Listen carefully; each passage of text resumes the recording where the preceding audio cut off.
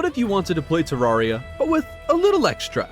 Well, I spent an entire month on a recently released mod called Conquest, and today I'm going to share with you what I found. We start out, chomp down some trees, and realize there's a few items in my inventory that aren't normally there.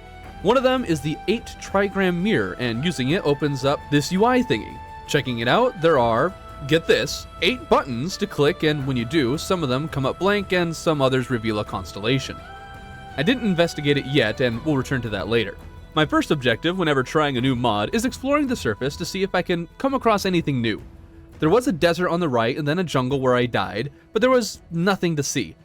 On the left was the Crimson, and of course I found exactly nothing, and once again I've been hit with a world with no natural caves, so it's time to start mining downwards. Maybe there's something interesting beneath us.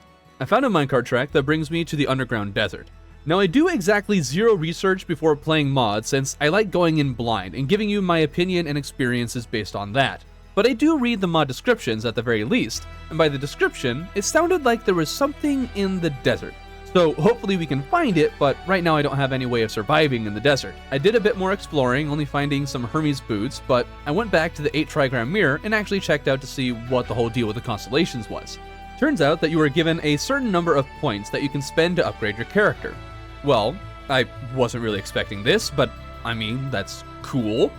From what I can tell, you get points after beating every boss, and certain abilities are locked behind different bosses. It's a Terraria skill tree, which feels kind of weird, and I kept forgetting to use it, but it's an interesting idea. I don't know what possessed me to do this, but I went to the jungle after this, found some Hermes boots, again, and then ran away because all I had was a cactus sword.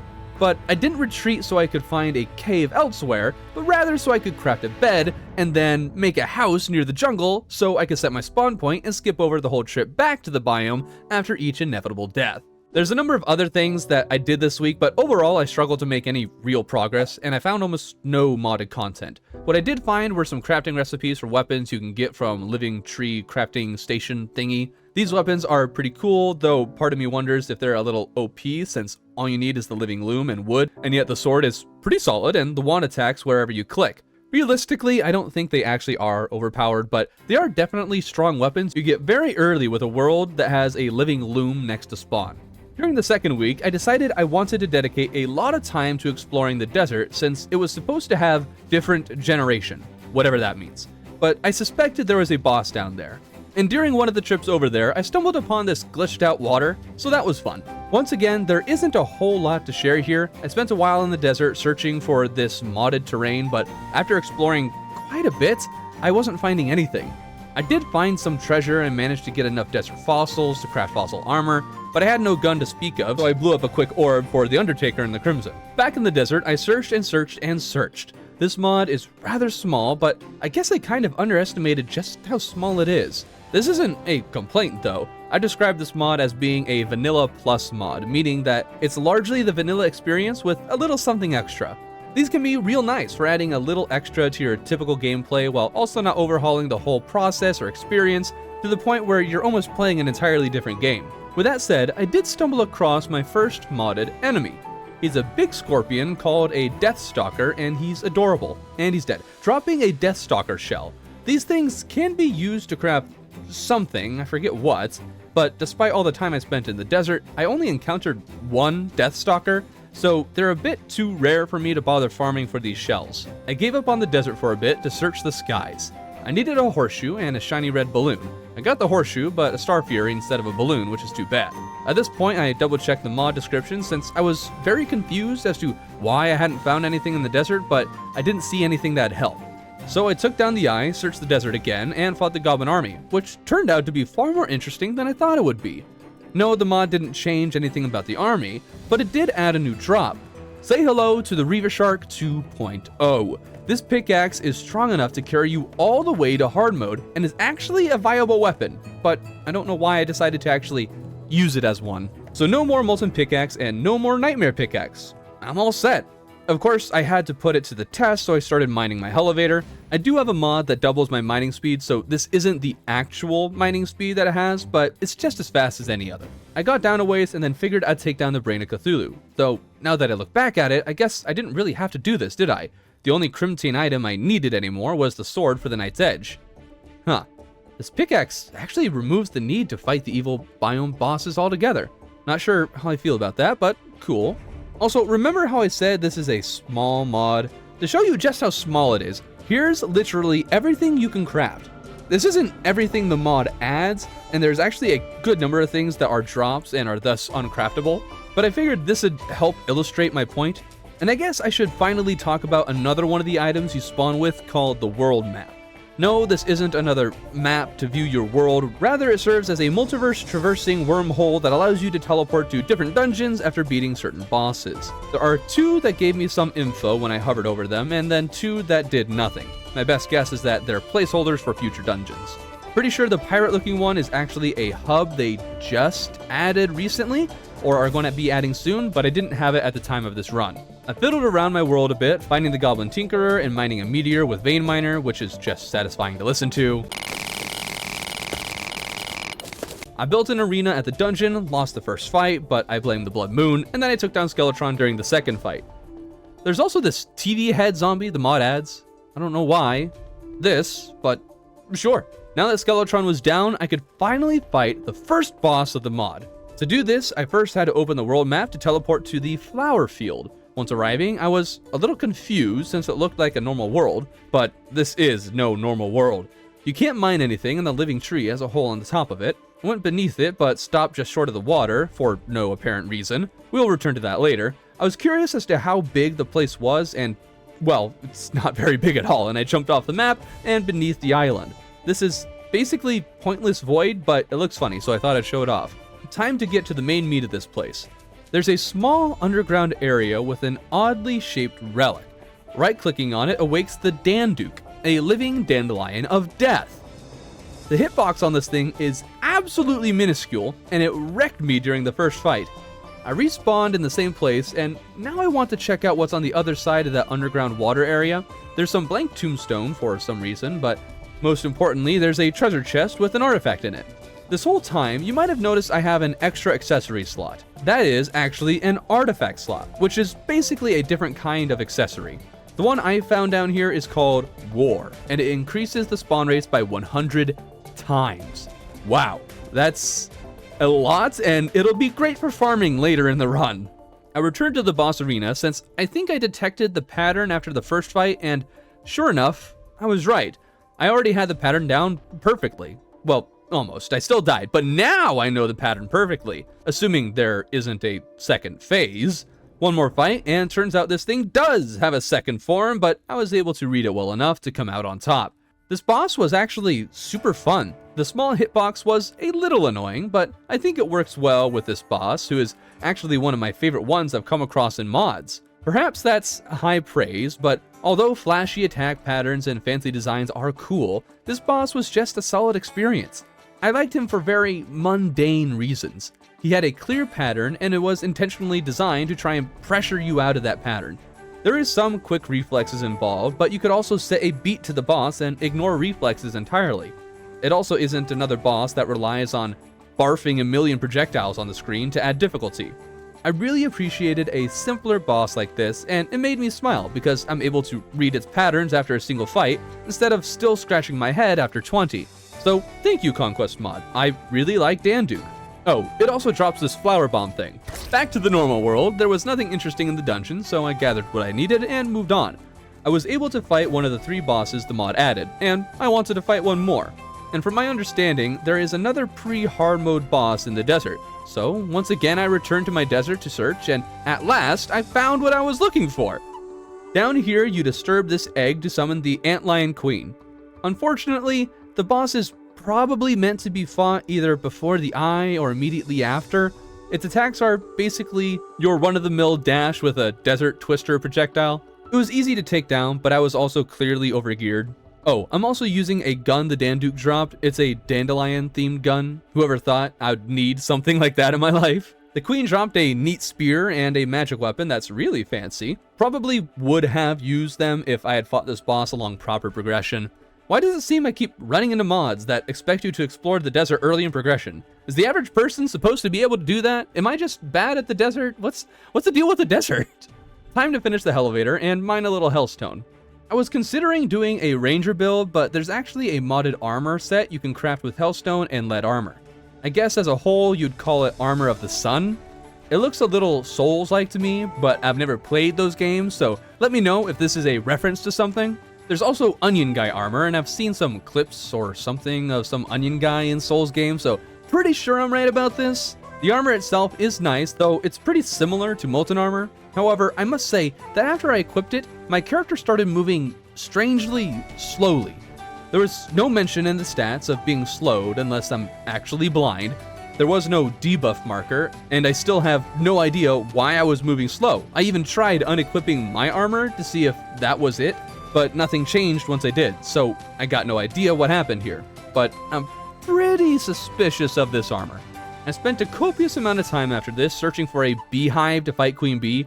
There's a modded accessory that adds a chance to spawn a bee when you shoot a bullet, and I thought that'd be cool, but I needed beeswax. This stupid accessory took me almost an hour to make because beehives were hiding from me.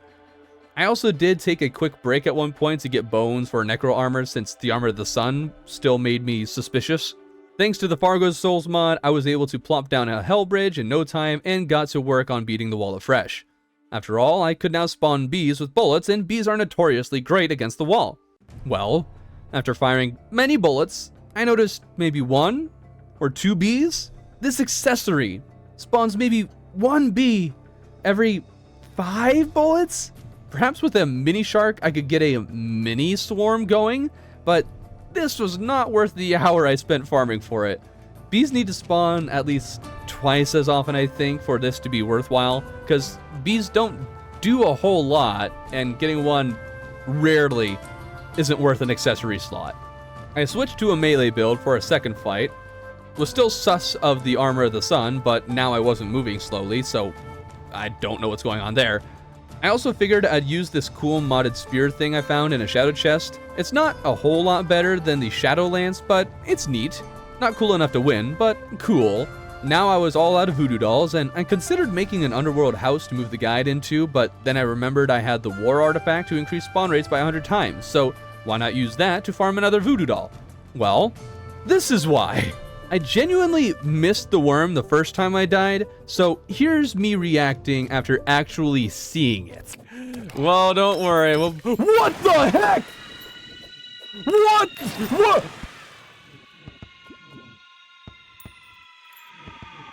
My best guess is that this bad boy spawns after using the war artifact for a certain length of time in the underworld. It won't attack you anywhere else, only the underworld. I lost to the wall of fresh again, and I'm bad, but let's first get distracted by the Kobold NPC. This NPC is part of the Conquest mod, and he sells 2 things, a mysterious box and a Kobold gem. The gem had no description, but cost an absurd amount of money, so I thought I couldn't buy it. The mysterious box was free, so I opened it, and out came a vanity set. Cool. But wait a minute. Each piece of the vanity set can be sold for just over 2 gold, but the box I got them from was free. Time to exploit this to no end. Now I got the gem, and this thing really is something else. I feel kind of like Yoshi or perhaps Kermit Le Frog. Guess I look like this now. I lost to the wall of fresh again, and it occurred to me that I'm moving pretty slowly. It's the last part of the fight that's giving me trouble. I can't seem to outrun it. Oh, wait a minute, I don't have lightning boots, so I made those and beat the wall. Next up, destroying the altars, mining the ores, getting full adamantite armor, and crafting an adamantite space gun that this mod adds. This weapon functions the same way as the regular space gun 2. It takes 0 mana if you have full adamantite armor. Pretty neat. But what looked neater was the duality weapon, and I guess since I'm a mage now, I should get it. Only thing is that it requires 5 shards of light and 5 dark shards, which is pretty absurd, but I do have the artifact that increases spawn rates by 100 times, so it's doable. Still took a while, and I had to make a hollow desert, but I eventually got the duality, and oh, it's kind of a boring weapon. Even with increased spawn rates, this took a while to create, so that's disappointing. The damage output seems pretty alright though, so at least it's a viable weapon, even if it doesn't maybe look the prettiest. Well, would you look at that? I open up the mod and it's been updated, and the duality is now pretty cool looking. Let's summon Skeletron Prime and see how it does. The duality with the adamantite space gun actually performed pretty well, but I did a terrible job at dodging and had an awful arena, so I expanded the arena and took him down on the second fight. I'm really warming up to the duality. The thing with this is that it's got a really high critical strike chance. I almost thought it wasn't very good because the projectile is slow and thus it's a little hard to aim, but the damage output is high enough that it's definitely worthwhile. I also realized I don't have wings, so I killed a wyvern and got 20 souls from it. Handy. Now let's see how the duality does against the twins. And sure enough, it does very well. Then was the destroyer, but the duality is not meant to be used against segmented bosses, so I used the meteor staff and space gun and beat the destroyer during the same night as the twins. I'm really liking these weapons. None of them feel so strong that vanilla weapons are irrelevant, nor so weak that there's no point in using them. Only thing I have to do now is defeat Plantera, and then I can fight the final boss of the mod. It took a while to find a bulb and make an arena, but I got it done and used the duality and rainbow rod against the plant. The duality is good against the first phase, and I thought I might use it to quickly dispose of the Clinger Boys in second form, but this weird thing was happening with the rainbow rod projectiles. They were dragging behind Plantera. I didn't know what was going on, so I just ignored it since they weren't doing damage, they're kind of just chilling there. But then Plantera went into second form, and notice how there's no clingers and the rainbow rod projectiles are gone? Well, apparently, once the clingers tried to come out, they hit the many rainbow rod projectiles trailing behind the plant, and this destroyed all the clingers in one shot, making this whole fight a bit of a joke. But that's fine, we're here for the modded stuff, so let's teleport to the desert temple. I went down the pyramid, through some fancy rooms, and came across one of these relic things in a long hallway. I was a little disappointed at first, because the arena seemed small, and then I summoned the thing, but no health bar appeared with the mob. The mob was strong, but it was about on par with your average golem. I took it out in no time at all, and was a bit sad. That was it? The final boss of the mod? I summoned it a second time and took it down, and then I summoned it a third time and he one-shot me. But I'm still sad that there's no actual boss. At least, that's what I thought at first. Someone from chat prompted me to double check the pyramid, and silly me hadn't even bothered to explore more of the pyramid. I saw the relic and summoned a guy and assumed it was like last time, just the one boss relic thing. But if you just explore a little bit more, there is a much larger arena that spawns anubis. This boss I have just as much praise for as the Danduke. Its patterns are read easily enough, and even though he does shoot many projectiles, it's all very manageable. Really love the boss design of all the bosses in this mod, except maybe the Antlion Queen, but she was also pretty low on the totem pole of bosses, so she's not meant to be fancy. Also, this one actually has voice lines, which is cool. He also heals himself at some point, not like all his health, but he does do that, and he only ever did it once during the 2 fights that I did. Maybe it's dependent on time, and I never spent enough time on him for it to do it twice, but overall, really good boss. I'll be showcasing weapons I didn't get during the run as we review. Conquest is a solid mod and was a good experience altogether. It's not the mod for you if you're expecting some sort of major overhaul, but it adds a little extra zest to the vanilla experience with a few unique ideas. I do think that overall, it doesn't have much of an identity at the moment. It has direct references to Mario and Dark Souls and probably others that I'm not aware of. It has a number of things that, as far as I can tell, are totally original, but it doesn't exactly have a clear theme to any of them. Which isn't a big deal, but when I did the run, there were several weapons in particular that felt out of place. Some were rather dull and uninteresting, while others looked beautiful. Enough so that I'd easily assume they came from a different mod. Now, I expect that this critique will likely be remediated in the near future, as the mod is still pretty young. As you saw with the duality, it was really boring at first, but they made it much cooler. Not everything has reached this level, but this mod definitely has promise. The Desert Pyramid is also going to see a massive overhaul in the near future, and it looks stunning. Before we go, I want to call attention to 2 more things. One is that there's a lot of artifacts the mod adds, but I haven't a clue how to get any of them. I think I found 2 during the entire run. Maybe they're in the game, but the method of obtaining them hasn't been added, I don't know, since you can't craft them. Secondly, there's also one of the most unique weapons I've ever come across. It functions as binoculars and attacks everything on screen. It doesn't auto-kill necessarily, but it does do a lot of damage, and after I used it for a bit, it killed me. I wanted to share it with you because I just think it's cool. Overall, I'd definitely give this mod a try, and I'm excited to see where it goes in the future.